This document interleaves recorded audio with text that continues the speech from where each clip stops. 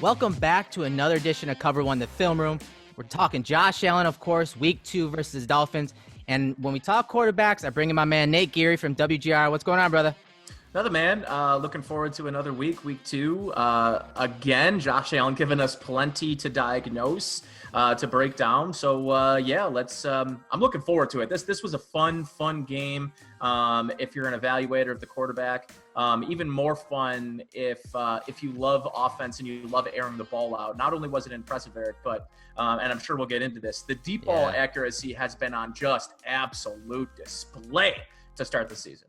Yeah, I mean, Josh obviously finished with 4 touchdowns, 417 yards through 2 weeks.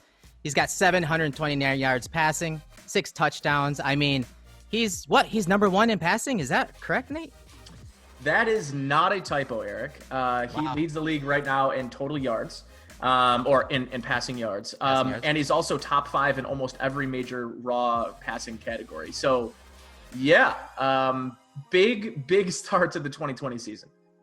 Yeah, I mean, and, this game was kind of expected. I don't think maybe 400 yards expected, but he always deals against the Miami Dolphins. And, again, he finished with a 68.6 completion percentage against the Dolphins, 24 for 35. He had 37 dropbacks, as you can see with PFF premium stats there on the screen. It's obviously, it's a team that he just crushes every time he plays them. There is just no way that the Dolphins can stop him with his arm or his legs, right, Nate? Yeah, and frankly, all of us sort of assumed that he was going to smoke them on the ground. We watched what they had struggled pretty mightily in Week 1 against Cam Newton, who had 75 yards and 2 touchdowns. So we're thinking going into this game, well, Allen's going to pick up right where Cam Newton left off and where, frankly, Allen left off last season, which was he's owned the Dolphins. And this time, 4 attempts on the ground. From my count, I think I only counted 1 designed Josh Allen run in that game. So what Brian Daboll flashed to us a little bit is, hey, there's going to be games where in the game plan, Josh Allen is he's the primary focus of our run game. And there's going to be other games where he's not. And I think if you're a defensive coordinator, if your team's trying to prepare for Josh Allen, that makes it harder to defend Josh on a week-by-week basis when you just don't know what skill set is going to be highlighted from a week-in and week-out basis.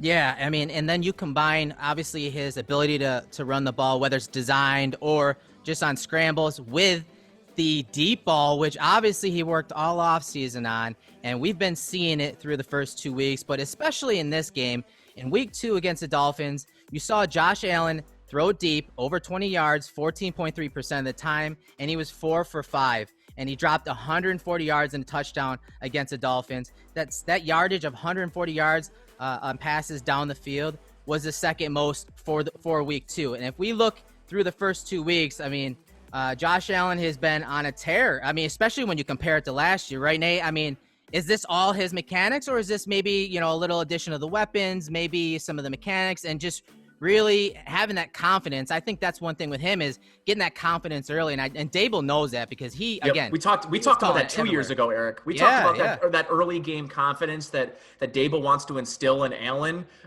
back in his rookie season. So this was nothing new to us. We know he wants to come out. We know he wants to get Josh Allen a couple of early completions, and we're seeing what can happen when he does get hot early in these games. And frankly, too, I mean, he didn't go 3 and out in the first drive. They ended up getting a first down, but them punting on their first drive after a miss that I think, when you go back, you can maybe look at, was it on Allen? Was it on Diggs? Ultimately, it didn't end up being a story because they scored so many points and had so much success through the air. But it would be disingenuous, Erik, to not mention, I would say Stefon Diggs' presence in this offense has meant better things for everybody. The offensive line, John Brown, Cole Beasley, Josh Allen, Dawson Knox, everyone is benefiting from the presence of Stefon Diggs. It would be disingenuous not to acknowledge that and note that as a major contributing factor. However, man, the mechanics, it's hard for someone who doesn't understand, what they might want to look for in general good mechanics on a deep ball.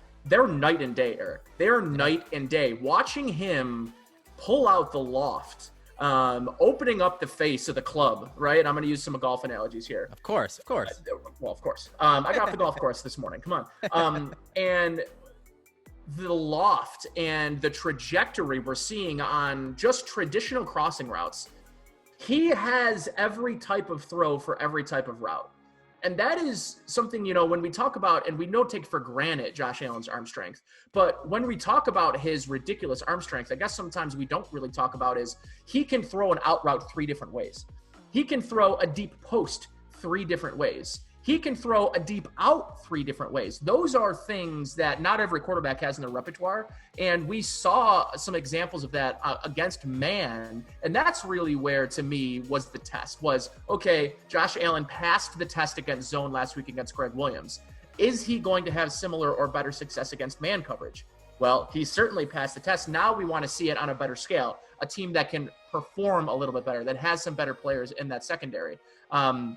Having said that, Xavier Howard at 85% or 90%, whatever his percentage of back to injury he is better than a lot of corners in the NFL. And they also absolutely worked their rookie cornerback who had to take over from Byron Jones. I mean, Iggy. Oh, man, a couple of times Stefon Diggs has put him in an absolute spin cycle. So check this out, Nate. Look, we're looking at some stats from Sports Info Solutions. I love that you brought up man coverage. Obviously, Brian Flores, man coverage guy. Obviously, a lot of press, a lot of cover one, Patriot-style defensive coverages. And we're looking at man coverage. So cover 0, cover 1, cover 2 man against the Bills in week 2 from Sports Info Solutions on the screen right now. We saw 25 of his dropbacks.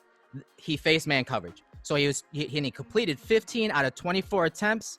On target, he had 17 passes that were on target, 4 touchdowns, nearly 300 yards, 299 yards against man coverage. And when we get to the film, guys, I want you to pay attention to that because early on, they were not shying away from it. They weren't hiding anything. They said, man on man, let's do this. And by the second half, when we get to those plays, you're going to be like, holy cow, they dropped out of it. They're like, we're not staying in man anymore. Our rookie corner can't handle Diggs. And these, the slot corners can't handle Beasley. They forced and dictated coverages against the Dolphins, and that is exactly why Brandon Beane went out and got all these weapons the last 2 years. He saw the weakness that Josh Allen was facing against man coverage, against those tight passing windows. He went out and got targets that can separate versus man, and they showed out on Sunday. Yeah, and I mean they definitely did, and I loved your diagnosis there. They really didn't hide anything. This wasn't the Baltimore Ravens who are disguising cover 0 looks. This team said, you know what we're running. We don't know what you're running, but you know what we're running. Beat us. And from almost the get-go, the Bills did exactly that. Yeah, no doubt. And another topic that we touched upon last week is a play action. So again, this week was a pretty good play action game as well. And it's nothing special. It's just getting him, to the top of that drop. It's getting him with his eyes across the whole field, not really having to, obviously turn his back all that often. He did a few times from under center, but so far for the first 2 weeks, the Bills are throwing play action 40% of the time. That's the 4th most right now. Behind Jared Goff, Cam Newton, Justin Herbert, and obviously Josh Allen's 4th. So that's some good stuff. The completion percentage for Josh on play action is a +4, and then the yards per attempt. This is the big thing that we're going to keep an eye on as the season progresses. He's 2nd right now in yards per attempt difference from when he doesn't run play action versus to when he does. He's a +5.8. That's what you want. You want your big target receivers getting down the field, separating, whether it's man or zone, separating down the field and getting those chunk plays. And I mean, Nate, Josh Allen took advantage of those chunk plays against the Dolphins, right? Yeah, absolutely. And, one of the things, a defensive coordinator walks into any given game. What's the one thing they say, Erik? We got to stop the run. If nothing else, today we got to stop the run. So even in times when you're not running the ball well, we'll probably harp this ad nauseum until we are no longer on this earth, that you don't need to run the ball successfully for play action to be effective. And that is part of the reasoning behind that is every defensive coordinator is harping to, especially those linebackers, do not get beat in the running game. Do not lose because of another team's ability to run on you. So therefore, those linebackers they've got their linebacker coach, they've got their defensive coordinator on their shoulder in the middle of those plays, watching Josh Allen flash the ball, whether it's in shotgun or under center. And the first thing they're doing is they're remembering that Do not let this team beat you with the run. So they're going to take that first step forward, and it's going to create just enough, just enough space behind those linebackers. And that's really where Josh Allen went to work this week.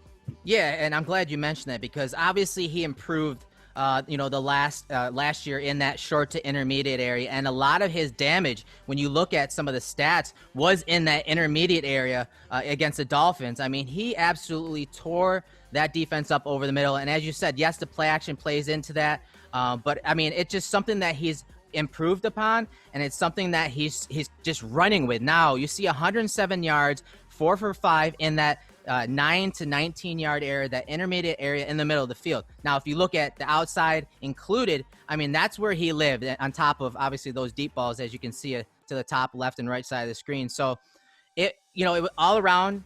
Josh Allen was dealing, and he didn't even have to really use his legs. So if Josh Allen can be that threat with his arm and he can connect on those touch passes when the defense wants to play, that tight man coverage, that trail technique underneath, make him throw it up and over. Well, guess what? Josh is quickly proven that he can make those throws now. And will he keep that consistency up? Maybe not. But again, that's all on film now. It's on film early, and defenses are likely going to change their game plans and their approach. Stuff that they had worked on all offseason on how to defend Josh, because now that they see the last 2 games or the last 4 games of Josh Allen, his play and his new weapons and how they're using them, they're going to have to tweak their game plan that they initially came up with in the offseason. But with that said, Nate, we have a lot of film to get to tonight. So let's go ahead. Let's jump into the film room right now. All right, Nate. So early in the game, the Bills are backed up, ball on the 3-yard line, 2nd and 10. And you're going to see, obviously, the play-action pass to Stefon Diggs here off of play-action. And I want you to talk about this trust in Josh Allen on this, 2 deep crossing routes versus a single high look. I want you to talk about the trust that Brian Daboll and this offense is having in Josh Allen to call this play, and Josh Allen's recognition of the coverage and where he's going to go with the ball ultimately. I mean, talk about that. Yeah, I mean, good on Brian Daboll for pulling this one out on the shadow of his own goalposts. I mean, you got to really have a level of trust that your quarterback is, not going to panic. I mean, he's turning his back to the defense at the goal line. That is, that's advanced stuff for a third-year quarterback. And, frankly, the first thing that I noticed, first of all, is his ability to quickly show a very quality play fake here. I think it was Yards Per Pass on Twitter during this game, mentioned this a couple times on Twitter, talking about how much improvement he's seen in the action in which Josh Allen is using his play fakes. They pull all of those linebackers 2 or 3 steps up because of the quality of the play fake that we're seeing here from Josh Allen. He does a great job of hiding the ball. But what I love more is his ability to quickly go from a person trying to disguise his play action to immediately becoming a weapon with the ball in his hands, becoming a passer. So what he's able to do really well is turn around, get himself into a platform to make a really accurate throw. And what he does is he's able to hold that middle of the field safety over long enough to be able to make this throw with ease by keeping his eyes to the left of the field. Right now, he's making dead eye contact with that safety. Now you see, I mean, I don't know this, but I think both of us are pretty confident that Josh Allen knew exactly where he was going with his ball when the ball was snapped. So he does a great job holding the safety, but let's just at least acknowledge and talk a moment for, if we will, this throw, because the throw in itself is, again, something that I was talking to you about right at the offset of the show here, which is he's basically shown the ability to throw every route 3 different ways.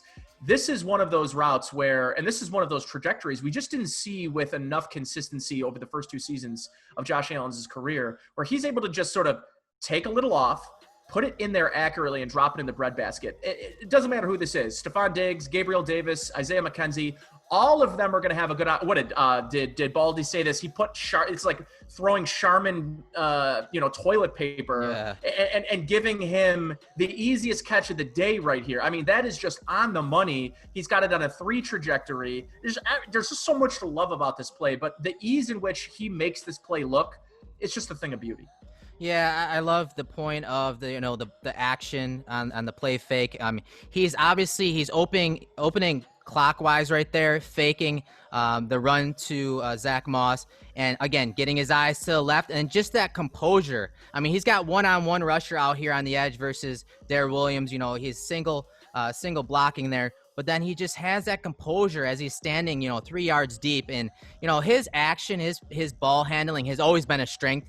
In my opinion, and coming out of Wyoming, he's always been really good at that, but this throw has not been. And look at the base, look at him. Obviously this wide receiver Diggs is coming from his left to his right, and just look at how he lines that up, and just his base is, it's narrow, not negatively narrow, but it's good so that he's not overstriding, and he's able to take some ball speed off of that. You see him with his back foot, it's very slow. He slows it down, and he's able to drop it in there. And the placement is incredibly important. It's got to be out in front of him, but it's got to be a basket catch so that obviously Diggs can get some yardage after the catch. He does that, and the Bills obviously convert. Just a really nice play from top to bottom. Call, read of the coverage, holding that safety, and delivery from Josh Allen to Stefon Diggs. All right, 1st and 10 situation. The game is tied, 7:39 on the clock, ball on the 40-yard line. And we have another deep crosser, this time to Cole Beasley, who's in the slot to the bottom of the screen.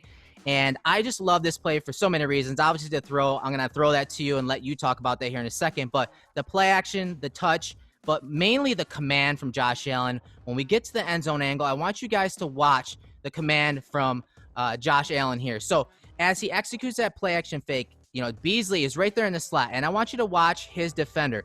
Because as he gets to this break right here and decides to cut across the middle, watch the little head fake that Beasley gives Nick Needham right here. And Needham thinks he honestly is going to go probably right across the middle and flat here and run some kind of mesh concept between these two receivers right here.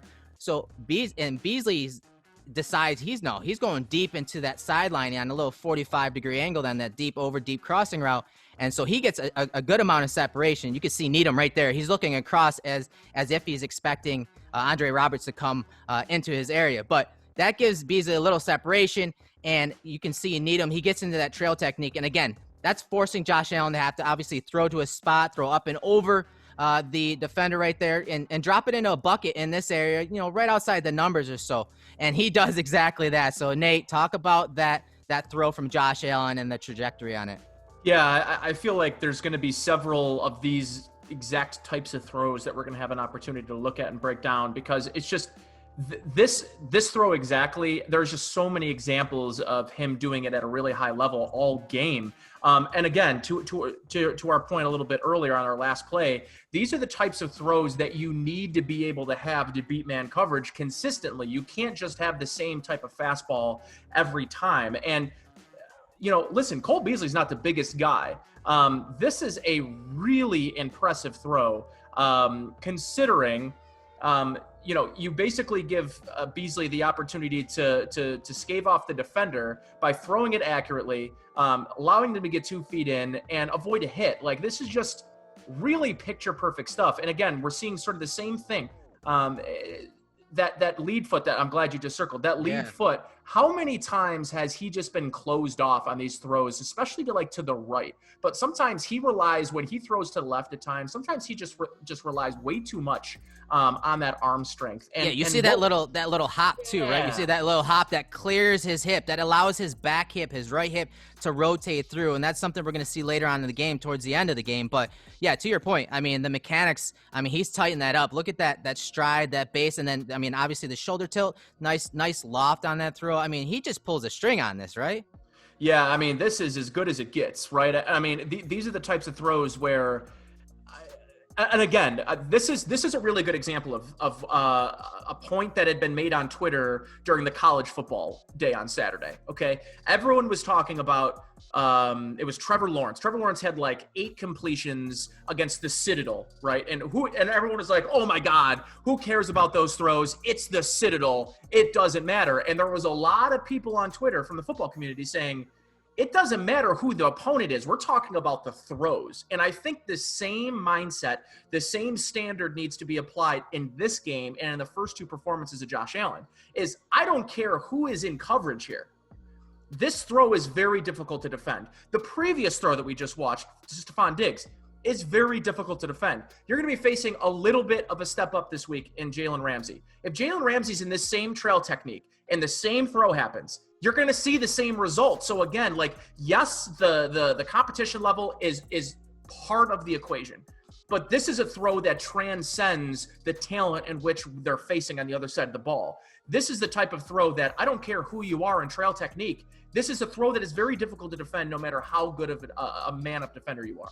Yeah, and just watch prior to the snap and how he helps set this protection. You see him pointing to his left there. If you look off the left-hand side, you see Van Noy, and then he has a defender capping or over the top of him. So Van Noy, this down defender right here, and this nose tackle right here, there's 3 possible rushers from the left-hand side if you're assuming that 33 is guarding Davis. Okay, now to the right-hand side, you have the Mike linebacker right there in the A-gap. He is a possible threat to rush. You have another down defender right here. He's number 2, and then number 3. So you have 3 and 3 to each side. So he's pointing to his left to let Mitch Morse and that offensive line know, guess what? We're going to be sliding this way, all right? So 1, 2, 3 guys will be taking those 3 to the left side, and then 1, 2, and then you'll see as that, running back play action fakes and releases, he would be the 3rd guy to pick up that linebacker if he was to rush. So the protection is there. Josh Allen said it perfectly, and this is something we saw last year against the Dolphins. They sent a couple blitzes off the edge, and you saw Josh Allen change the protection. You saw Josh Allen hit Duke Williams on that deep crossing route. We saw this last week.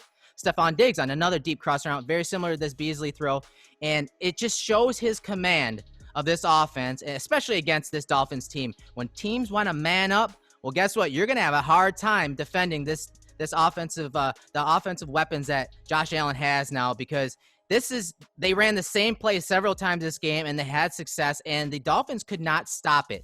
And if they are able to execute at that efficiency, at that clip with, these weapons, you're going to see a lot of 300, 400-yard games from Josh Allen in this offense. And that's obviously what we hope, because we haven't seen much of the run game, and we haven't seen much of Allen, making big explosive plays with his legs. So this is something to keep in mind when, future teams watch his film. Hitting Beasley down the field on an explosive versus a slot defender, that's not usually expected.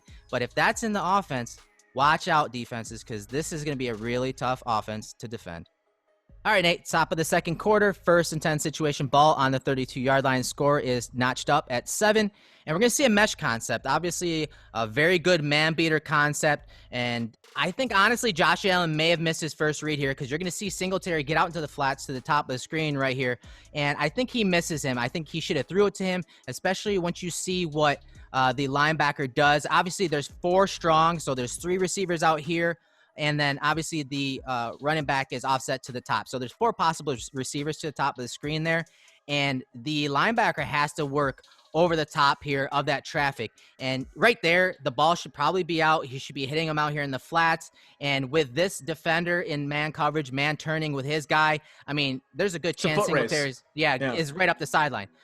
Josh Allen bypasses that for whatever reason, decides not to throw it, and now he's going to his second read. You got the mesh concept coming across the middle, and this is McKenzie right here, and usually this is the number 2 read in this mesh concept, but it's pretty good coverage. So he bypasses him, holds the ball a little longer, extends the play inside the pocket, not outside the pocket, extends the play inside the pocket, and hits McKenzie here for a huge play. I think this was a 46-yard play. McKenzie obviously making some guys miss, and gets a nice block from Singletary right there. Watch Singletary.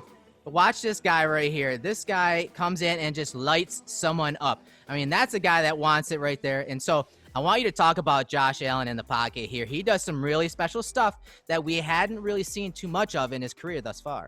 Yeah, no wasted movements, Erik. All of his movement within the pocket is starting to become new ways to find better passing windows and passing lanes. And this is a really good example of that. Is he feels that pressure almost immediately from Christian Wilkins. He's able to slide up and forward in the pocket, or in this case, to the left of the screen. And what I love is his eyes remain downfield. His rookie season, his first year, I mean, that is a fairly decent lane. He's got man coverage.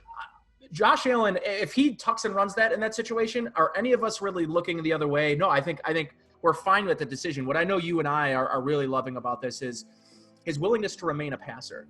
And in this case, what I love that he's doing is he feels everything around him, and he's simply moving to find better passing lanes. And then the other thing I wanted to point out in this play too is Isaiah McKenzie's. This team has become very, very good at scramble rules. And it's probably something they practice on a weekly basis. This is a veteran move from Isaiah McKenzie.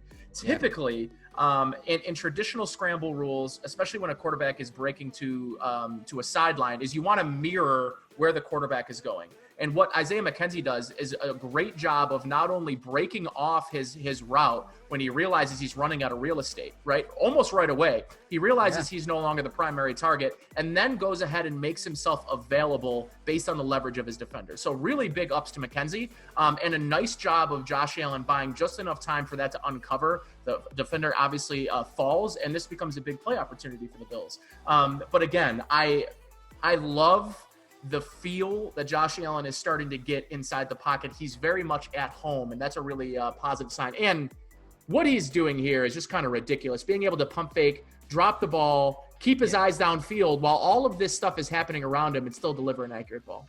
This from the pocket, this may be one of his best plays at sensing the pressure, where the leverage is, where it isn't. Obviously, I outlined where those pass rushers end up, coming from. They think, hey, guess what? He's going to take off. So what do? They all compress the pocket, and they actually get outside of their passing lanes. You see everyone fold over here, and Josh Allen, he feels this with his eyes downfield. He's going through his progression. As I said, he's looking to McKenzie here, his second read here, and, it's good coverage. There's really not much there. So he just slides to his left, and I love how you mentioned, the little pump fake there. He reloads, and then the ball control right there.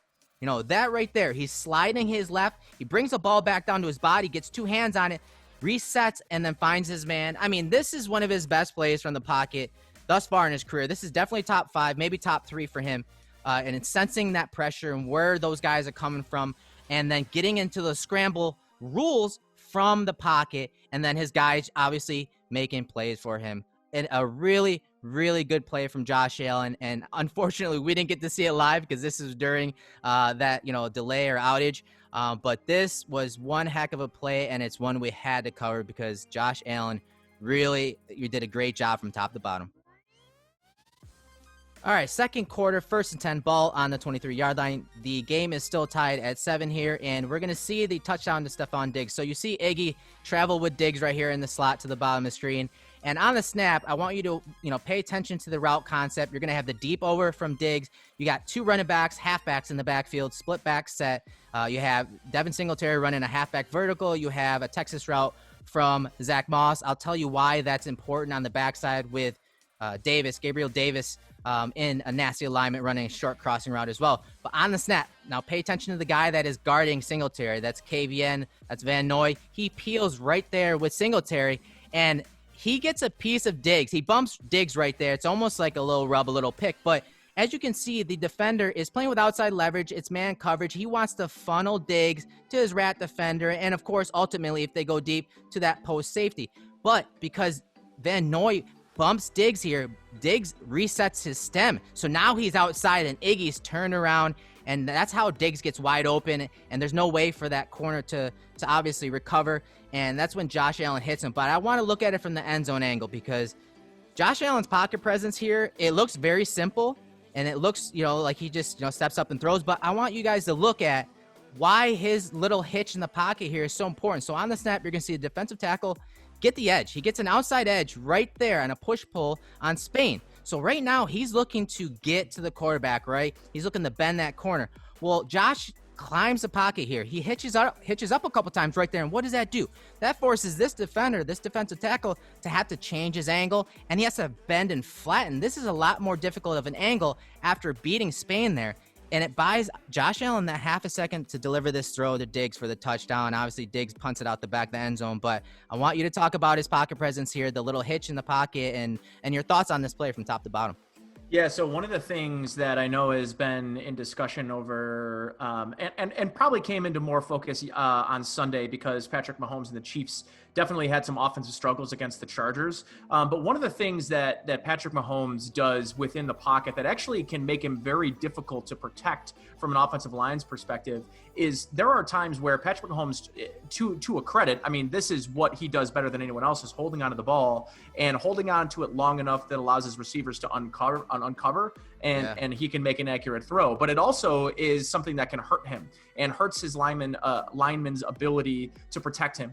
And there are plays where, Patrick Mahomes will be at 11, 12 yards in the pocket. And what that does is it makes it, to your point, easier for linemen who all they have to do is run upfield, and they don't have to bend. They don't have to turn their hips. They don't have to – look how much easier it is. His leverage is bringing him upfield. It's not bringing him horizontally. So it's much more difficult for that defender to turn. And if we're going to rely on interior defenders in the NFL, other guys other than, Aaron Donald, that can make that move quickly, it's harder for these big guys to twist and turn at a quick enough rate at full speed to get to Allen on time. So his ability to step up in the pocket, again, the pocket awareness to me has been on just absolute display early on in the season, and is a big reason why we're seeing so much success through the air. Is his comfortability in the pocket has taken a major step up. He's getting, on average, we're going to probably see more plays today where Allen gets rid of the ball just as pressure is getting to him. And he's not doing the thing anymore where he's holding on, and taking a sack. It's something that we see a lot from a guy like Derek Carr on Monday Night Football, where it's so frustrating to watch him pat the ball, and not have listen, Josh Allen ain't scared to throw the ball into tight windows. And his offensive coordinator is scheming up plays where there aren't many tight windows he's got to throw into right now. So, what he's doing a really good job is manipulating the pocket with his ability to move up, create passing lanes, and deliver a ball accurately. And this is just another example of that. Yeah, just a great play from, obviously, Brian Dable's call here. He does a good job of obviously putting Diggs on that crossing route in the slot and working over the top down the field. I mean, he was aggressive this play with his play calls, and Josh Allen was not afraid, as you mentioned, to throw it down the field. But his pocket presence on this play will probably go unnoticed by a lot of people, but this is why you come to us.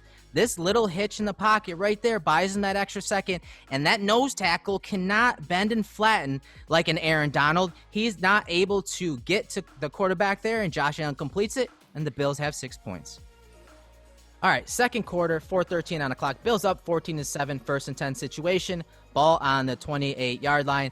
This is a throw to Dawson Knox down the seam that was broken up by the Dolphins defender, but I want you guys to watch Josh Allen's, pocket presence, his manipulation of the pocket, and throw off platform, and just where he places it to Knox here. Again, it's broken up, but from the end zone angle, guys, just watch the slight movement in the pocket and delivery with, this throw has velocity. So you see on the snap, you're going to see pressure. Cody Ford's pulling. He's coming across the formation. You see 98 throws a little pressure to Josh Allen. So now Josh Allen is going to slide this way just a little bit, and then as you can see, Jerome Baker, number 55, is basically covering Moss if he were to release out of the backfield. So he's just hanging low. He's kind of just watching Josh Allen now. He's trying to get in that passing lane, knows that Moss is probably likely to stay in and block, and he's just trying to get in the passing lane. But watch the slide right there, and then the throw. Look at the footwork. Look at the base, Nate.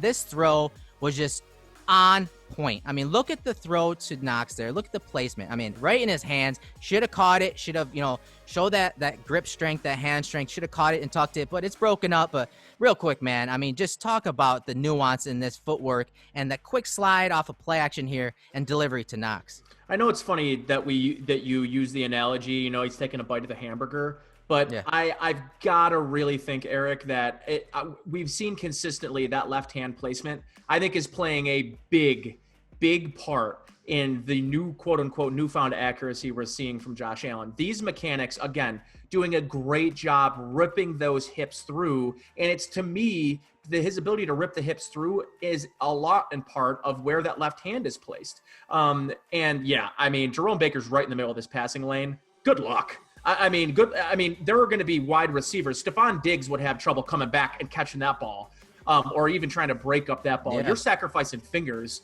in the middle of that passing lane if you're Jerome Baker trying to get your fingertips on that ball. So just really well delivered. Super. Again, I think we're seeing example of his pocket manipulation, his ability to slightly move, create opening lanes for himself, and another really good example of just phenomenal accuracy. This is another type of throw that I was talking about, right? We've been talking about a lot of the loft. Boy, this is one of those frozen ropes that you really just got to marvel at. All right, Nate. So the Bills are up 17-13 here, and there's 10:18 on the clock. We're in the third quarter now, guys. So keep an eye on that 1st and 10 situation, ball on the 37-yard line. They're going to come to a play-action play and try to run that deep over route again by Beasley and Diggs. But the defense is now making an adjustment. They're not going to play man coverage anymore. They're not chasing these receivers all over the field anymore. So you're going to see Diggs to the bottom of the screen and Beasley come across the middle as if they're running those deep crossing routes, but because of man cover or because of zone coverage, you're going to see Beasley kind of flatten his route right there, and then you're going to see Diggs just kind of sit. So you see the 3 defenders I have circled. The routes are taken away. The deep post is taken away with the corner and the bailing safety. So Josh sees that. So he sees this cover 3 look. He sees everyone covered. Again, you see the 4 across and then the 3 deep here. I mean, okay, if that's taken away, I'm just going to throw it to my check down, Devin Singletary in the flats, and allow him to get 8 yards on first down. This is Josh Allen processing quickly, recognize the coverage post snap here. And obviously that little motion kind of gave him a little indicator, hey, they're not in man coverage. And just, again, working high to low, delivering the play to Singletary. So I want your thoughts on this play. And, again, dictating coverages, adjusting, and processing on this play for Josh Allen was just phenomenal.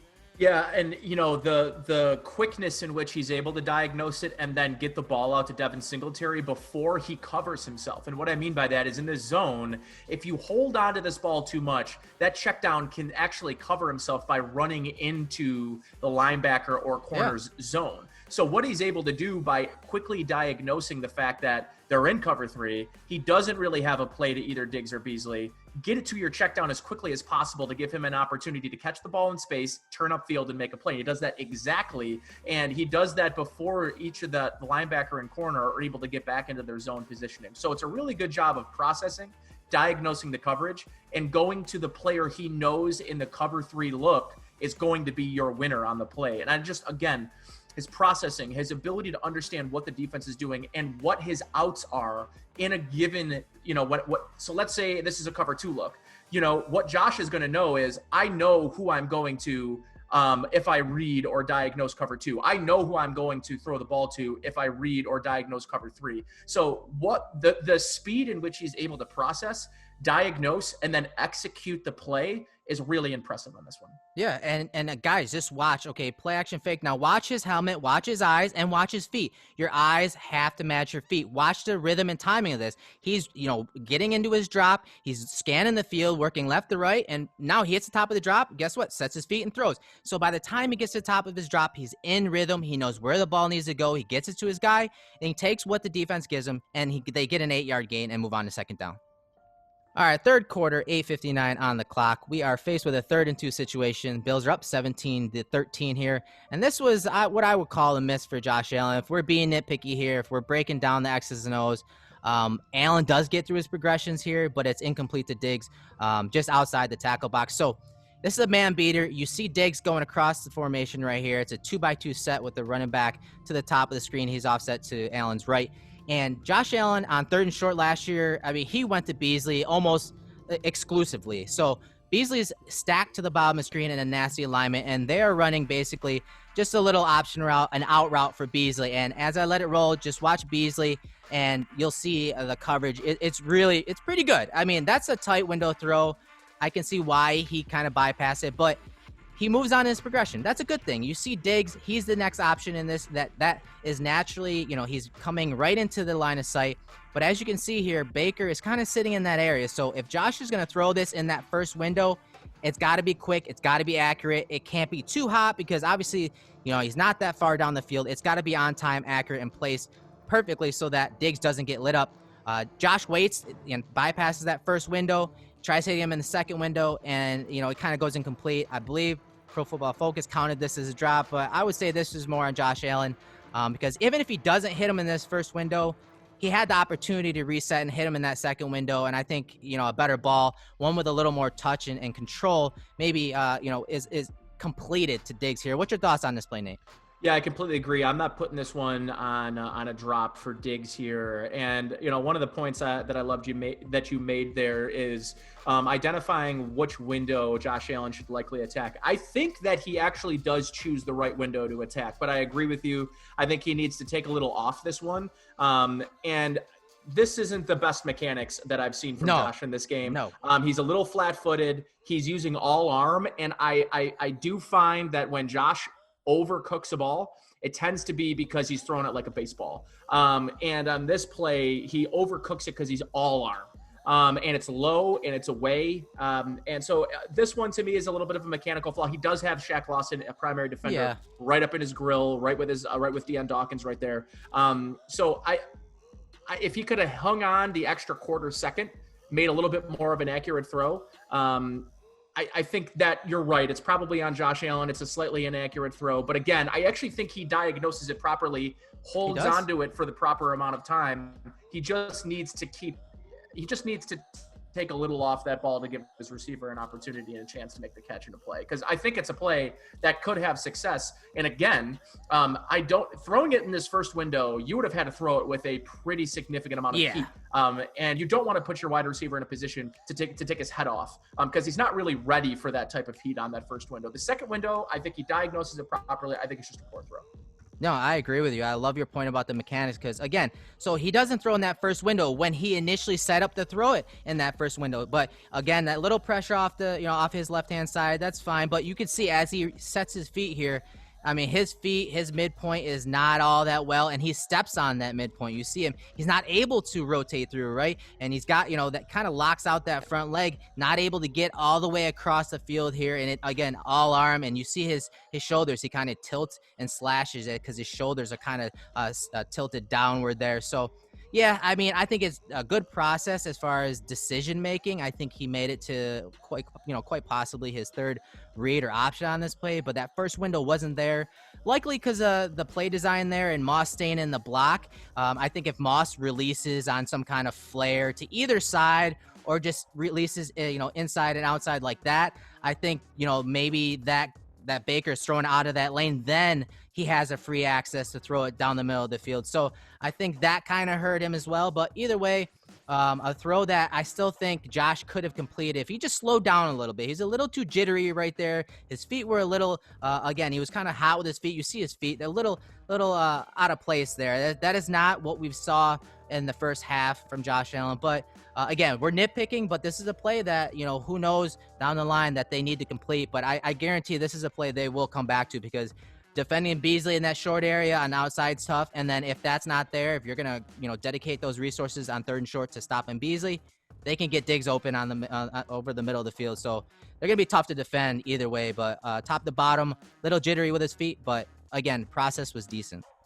All right, we are in the fourth quarter, 10-11 on the clock. The Bills are now down 20-17, ball on the 25-yard line on first down. And this is the deep shot to Stefon Diggs. You see the little shift or motion from the tight end right there showing man coverage, and they're not hiding it here. You can see to the bottom of the screen that posture of the defensive back. He's looking right at Diggs. He's one-on-one. This is a play from under center, and I want you guys to pay attention to not just the play action fake, but the mechanics and timing of this as Josh hits the top of the drop, as he climbs that pocket and delivers that throw. Watch that front foot and how he hops out of that, avoids a possible injury, as Brett Coleman pointed out on Twitter this week. But again, watch the timing after the play fake and his eyes and his feet. There's the play fake. His eyes are to the left. He's looking to the left. That deep single high safety obviously is being held on the middle of the field. And then he knows where he wants to go, climbs the pocket, and then you see him deliver this throw with touch to Stefon Diggs. Nate, talk about this play. I mean, Diggs obviously went off in this game, but those two, they get on the same page. Similar to the way Kirk Cousins did with Diggs down the field last year, this offense is going to be scary. Yeah, scheme matters in creating separation for wide receivers, but so does eye discipline. And this is a really good example of keeping that safety in the middle of the field just long enough to create the space necessary to make a really positive play. But the context of this play is really where I want to hammer home, because this is right after a huge defensive letdown. The Miami Dolphins walked right down the field on the Bills after a goal line stand the drive before. The offense really wasn't able to answer back on their previous drive. Brian Dable dials up a vertical route, the very first play after a huge defensive letdown. This is the type of thing, this play turned the fortunes of the game. And it's the very first play after a huge defensive letdown. The Rock. Is that the momentum word? Oh, Uncle Mo immediately just all about and is standing on the Miami Dolphins sideline. And then all of a sudden, one double move, one accurate throw, one, really good, his ability on this one to keep that safety in the middle field is one of the primary reasons this is just so wide open, and it's a great throw. But the timing and the understanding of the offense needs to make a play and make a play now. He ends up going 6 for 8 on these last 2 drives and 2 touchdowns, over 160 yards. Just this moment for Josh Allen with his team down a score after being up all game. I got to imagine that if you're the defense on this play, just the relief, the weight off of your shoulders of knowing that we didn't just cost this team the game because Josh Allen's got our back has got to be monumental. I mean, the throw here, he leads him inside just a little bit so they can catch it, get his eyes on that safety. And man, this is exactly why you go and get Diggs. This is why you have Josh Allen work with Jordan Palmer all summer. This is why the coaching staff and Ken Dorsey, the quarterback's coach, and Shea Tierney, the assistant there, they have worked so closely with Josh Allen. He has the tools to be a very good quarterback. Top 10, top 5, I don't know. But he has the tools to be a very good quarterback. He has the arm to be a threat like this, to be a Mahomes type, to live in script, out of script, and make these throws down the field. And he's developing these deep throws from the pocket so well now. And again, getting this on film is going to keep defensive coordinators up late at night. And again, the timing is just, it's beautiful. And I'm glad you brought the context because momentum is a thing, guys. And for a quarterback in the fourth quarter to realize, hey, we're down 3 points now, there's a big swing in momentum, I need to make a play. Brian Daboll recognizes that Josh Allen needs to make a play. He puts a ball in his hands, and Josh Allen, the third-year quarterback, delivers to Stefon Diggs, his new target. All right, Nate, fourth quarter, 8:36 on the clock. Bills are still down. They get backed up a little bit. 2nd and 24, the ball on the 42-yard line, and Daboll comes out with an empty set. And he has Beasley in the slot to the bottom of the screen. He has Stefon Diggs in the slot to the top of the screen. Now, 3 receivers at the bottom, 2 to the top. And again, the throws down the field and just the weapons all together by the Bills took the Dolphins out a lot of their man looks in the second half. And you're going to see a little cover 3 look here, a variation of cover 3. And Daboll is sending a lot of guys down the field. So top of the screen, receivers just running a go route. Same with the guys to the bottom of the screen. And he's basically working a high-low between Stefon Diggs in the slot and Cole Beasley. And it's making it easier for Josh Allen because, again, you're spreading that defense out. You're making them declare their coverages. You have to have those guys, those defenders expand with all these receivers because guess what? They're really good. And they have to be in the proper position when the ball snaps. So now watch on the snap what happens to the defense here. So ball snap, you see Josh Allen and what Diggs does to this. So Diggs is coming across the middle here, and of course, you see these 2 defenders right here. So you have a flats defender at the top, you have a hook to curl defender right there, hanging low. They hang low on 2nd and 24. Okay, Diggs is probably going to get the ball. They're going to try to get a good chunk of yardage here, maybe 7-9 yards, make it a manageable 3rd down situation. No. What they do is they use Diggs as a decoy here, and it holds those defenders low, and then they sneak Cole Beasley up over the top. A great cover 3 beater here. A great middle of the field read for Josh Allen. They got the single high zone look that they wanted, and Josh Allen is able to stand in the pocket, calm and poised, and hit Beasley for what ends up being a 1st down. So, Nate, talk about this play and talk about Brian Daboll and his ballsiness this year. Yeah, I don't know if you're a big Lebowski guy, Erik, but the scene where he's rubbing his, wiping his ball off with the towel. Yeah. Like that's kind of what I imagine Brian Daboll's doing up in the box right now. He's just kind of saucing up his ball, but like, Jesus. No, yeah, right. But right, exactly. But what I love about this play, and let me add a little context to this so that people understand where we are in the context of this play. I believe this is 2nd down, right after a penalty and then a Josh Allen sack on 1st down. So they're in a 2nd and 24 right now. And literally, I remember the exact moment when I tweeted out, well, they're fucked. And I'm thinking to myself, you just had that great play to Diggs, and then you have 2 bad mistakes that put you behind them, and I'm thinking they'll be lucky to settle for a field goal here. 1 play later, they're at the first down marker, and it's like it never happened. And what I love about this play, your great point about the decoy, and this kind of goes back to my point, is it's not just John Brown. It's not just Dawson Knox or Cole Beasley. All of these guys are benefiting from the presence of Stefon Diggs. And this is, I mean, you want an example? Here it is. There are very few players in the NFL that can take away a guy that has no business even paying attention to Stefon Diggs. Like, the other defender on the left side of the field has no business paying attention to Stefon Diggs, but he does because he has absolutely torched them the entire game, leaving Beasley just wide open to make a play, get upfield for a first down. 2nd and 24. This is another huge momentum shift for the Buffalo Bills. It seemed like, oh man, the ball got inflated. Tons of momentum back in the side of the Bills after the big Stefon Diggs catch. First down penalty, replay first down, a big sack on Josh Allen. And you're thinking to yourself, man, all that momentum's gone. Josh Allen says, no way. We're taking the momentum back. We're getting a first down, and we're going to see you in the red zone. Yeah, and, in the first half, again, they played a lot of man coverage. And one thing I want to cover here, and something that, popped up on Twitter, is anticipatory throws. This is an anticipatory throw. A lot of people say, hey, he's wide open. What do you mean? Okay, there's a difference between throwing a guy open when it's tight man coverage. We saw that in the first half. You saw Josh Allen drop those dimes in there into the bucket and make those throws with anticipation, throwing him to a spot, leading him out in front of him. Well, this is an anticipatory throw, but it's against zone coverage. So he's got to know, obviously, the coverage. He's got to process the coverage. He's got to process where the overlaps in coverage are and where those defenders aren't going to be, where he needs to throw the ball to maximize yak. And, I mean, look at this. Beasley doesn't break stride. This is an anticipatory throw versus zone coverage. Again, it's a lot. I mean, Erik, this is tough. Those are throws we did not, when we did breakdowns of him at Wyoming, these are not throws we saw with regularity. They just weren't. Nope.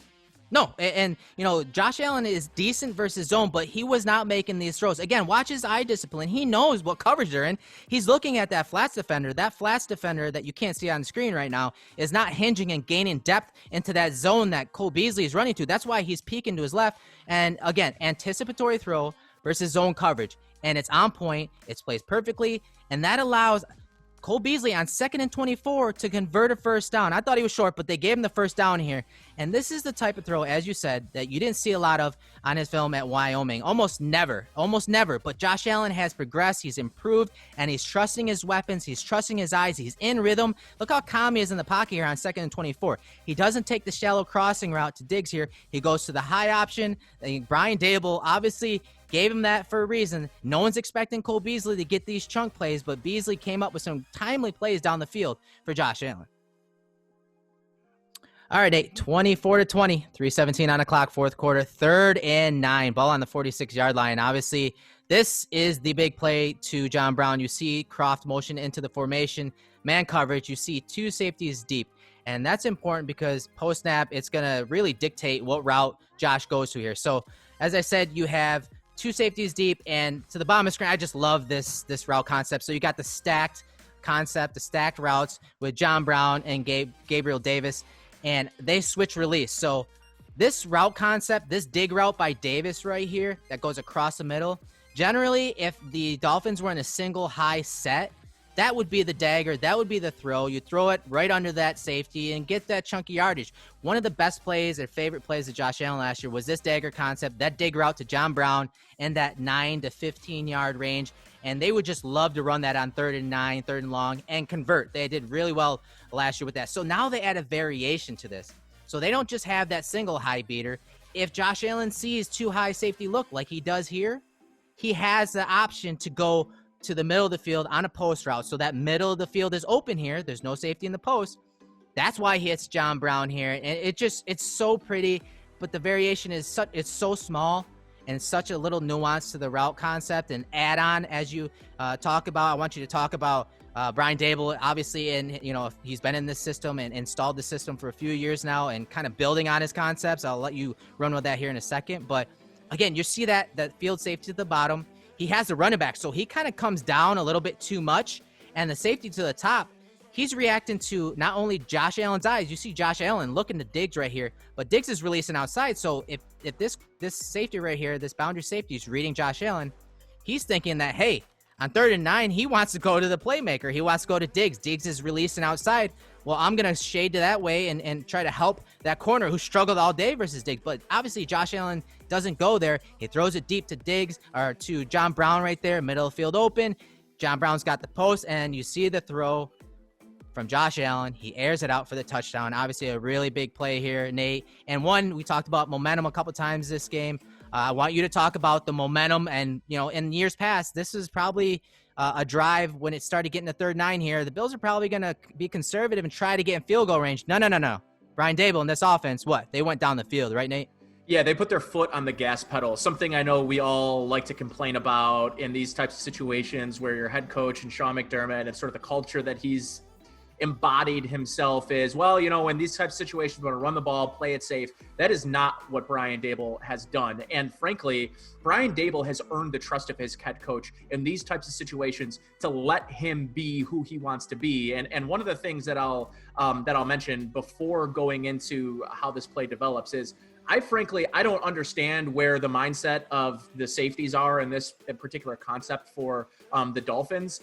There was clearly a lack of communication, and there was a breakdown in the coverage somewhere. I don't really love what the play call is. That far safety, both safeties moving up, really allowed this play to open right up. And what I love about Brian Daboll is the play before this was also a shot. They were trying to score, and they didn't complete the pass. So you know what they did? They're like, oh, the Dolphins want to run that same look? Okay, we'll just run the same fucking play. That's in Brian Daboll's mind here. We talked a little bit about this, and this is a Gabriel Davis appreciation post, right? Because what I'm about to tell you here is this Bills team in their second game is in the third phase, the third year of Brian Daboll's offense. And the fact that a guy like Gabe Davis can walk in off the bus from a very simplified offense at UCF and walk into one of the more thought out and advanced offenses in the league right now. I mean, we're not talking about Andy Reid depth, but we're talking.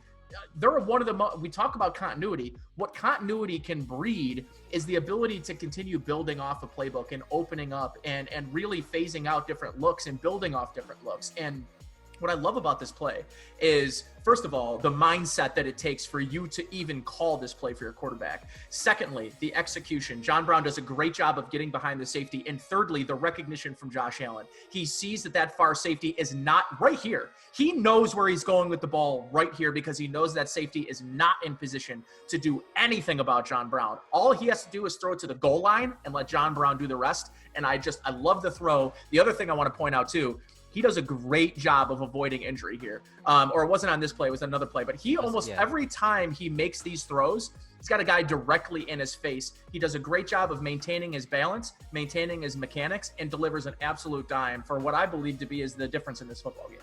Yeah, I mean, as you said, aggressive, pushing it down the field. 3rd and 9, again, they're not playing for the sticks. I think the Dolphins played coverage for the sticks, again, expecting that dagger concept.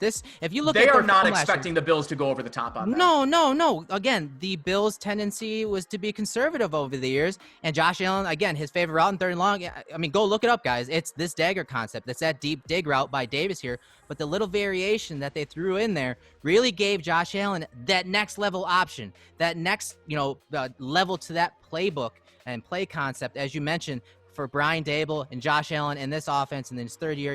It was just a great call and execution. Again, just putting and closing the door here for Josh Allen. Again, getting that that hip through and delivering it deep. And John Brown reels it in for the touchdown, and game over. I mean, that was it. They sealed the game there with that throw. They were not conservative. They're like, you know what? We're not going to just throw to the sticks. We're going to go down the field. And if it's there, like we've gotten all day, it's there. And it was there for John Brown and the Bills on offense against the Dolphins that day. And, I mean, it was fun to watch. That was the last play of the breakdown. But, Nate, man, talk about how much fun this play and just, the mindset by this offense. They really set the tone for the game. Yeah, all I kept thinking during the process and throughout this game was, man, I can't wait for this Chiefs matchup on Thursday night, because I'm just really excited to see this offense get to go toe-to-toe with another top offense in the league, to really, for a litmus test of where this passing offense truly is. I think that they are in an advanced position, both as a play caller with Brian Daboll, with the tools that they have at their disposal, a quarterback who has all of the confidence in the world right now. He knows he can make every throw.